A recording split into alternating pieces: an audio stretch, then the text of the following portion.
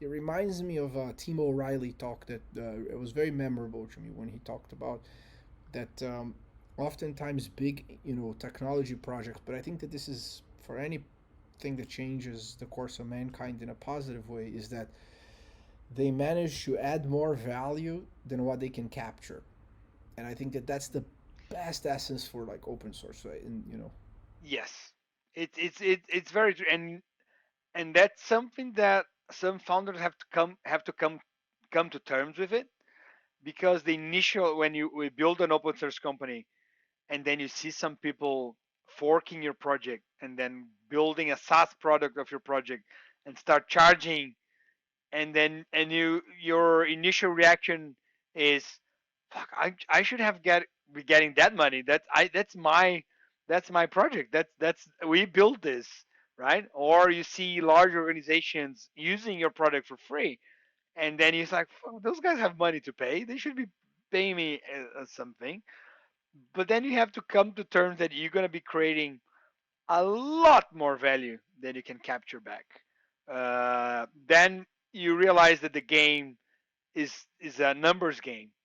Then you think, okay, if I'm only going to capture a fraction of all the value I create, and that's something that I cannot change, like this conversion from free to paid is always going to be a massive number, because open source, I don't know any open source company, like true open source company, that have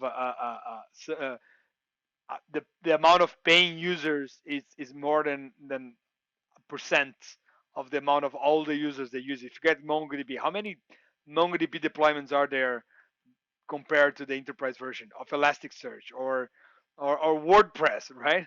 WordPress says that on their crawling, they find it close to ten um, percent uh, of the that internet, right? 25. They say Oh, 25 on their website. oh, They used to say 25. So okay. 25% of the internet is.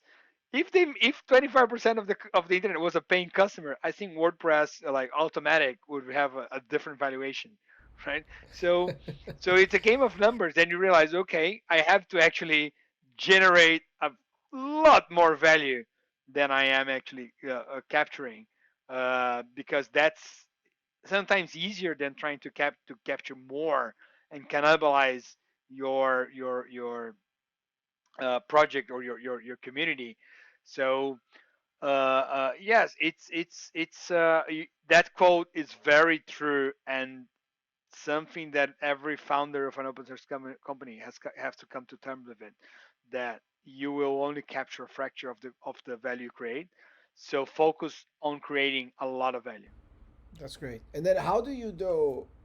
I love that, but ultimately, during many of our conversations, we've always talked about the fact that, hey, I think maybe Rocket Chat's biggest competitor isn't Slack or Microsoft Teams, because the what we It's do itself.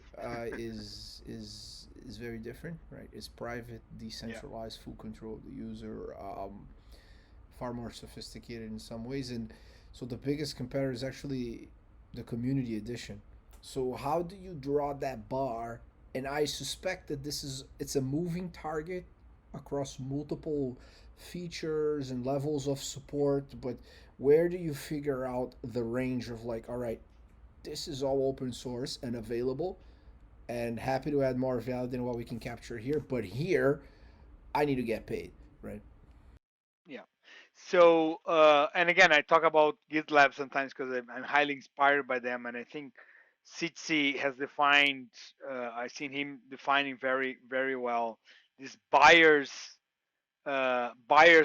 licensing, which is you look into a feature, and then you understand who is the person, who is the buyer that this would benefit, not the user that would benefit, but the buyer.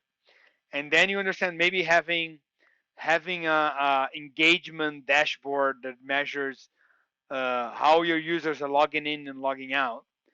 That's something that is less useful for the users themselves, but maybe for the manager of an organization, for the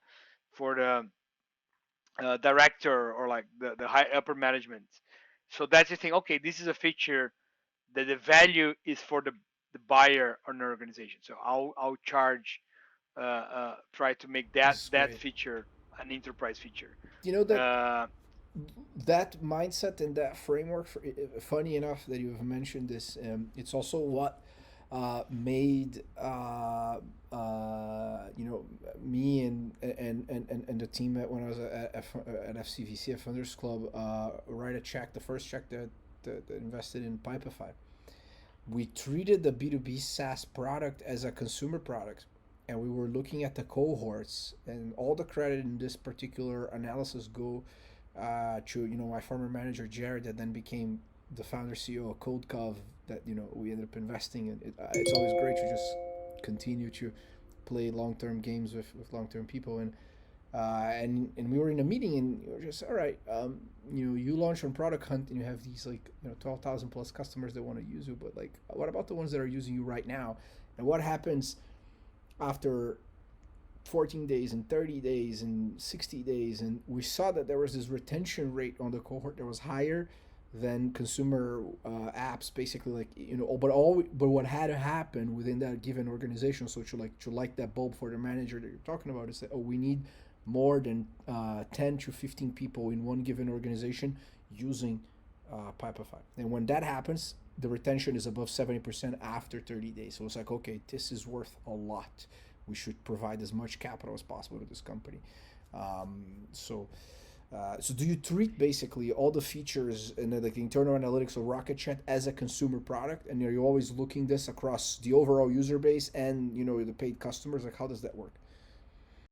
yeah, that's actually right. Like the things that we understand will uh, get the users, the end users, like the time to value, and them to feel the aha moment when they talking to their colleagues and they're able to connect the apps they want, and the enterprise software. That those are not the features they're going to be charging on. The enterprise version, like the where we see is when the team already got addictive to having the communication tool, is when the management and the large organization needs to start structuring the team, structuring, uh, um, getting reports and understanding what is going on. That's where there's the opportunity for the enterprise. That's when how we tackle. So it's, I think open source is the strongest product led growth. It's almost like open source is product led growth by nature in some ways, right? Because the product comes first, and you have to prove your value first. People need to get addicted to your product, and really you show the value, and that's then you have to find where are the very last components. Then when it gets to the manager, because the manager look like, okay, our operation is now depending on this tool, we're using it for free.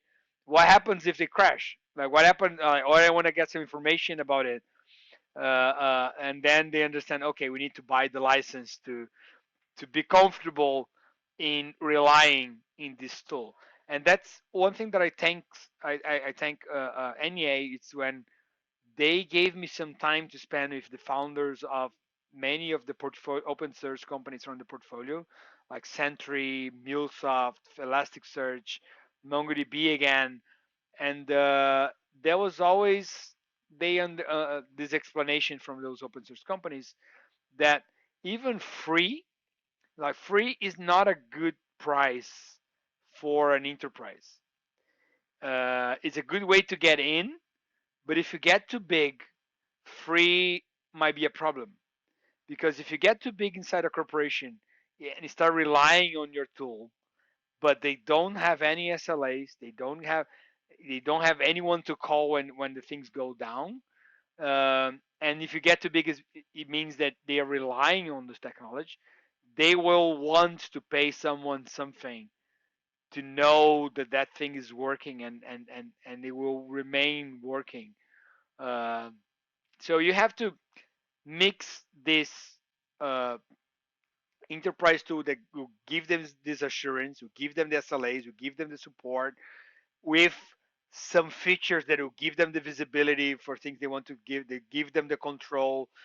So you look at the buyer and you understand, yeah, it's the manager that wants to buy the thing, not the end user. And that's how I think we divide between being a consumer app but having an enterprise side. A consumer app for free, an enterprise app for a license fee. Nice. Well,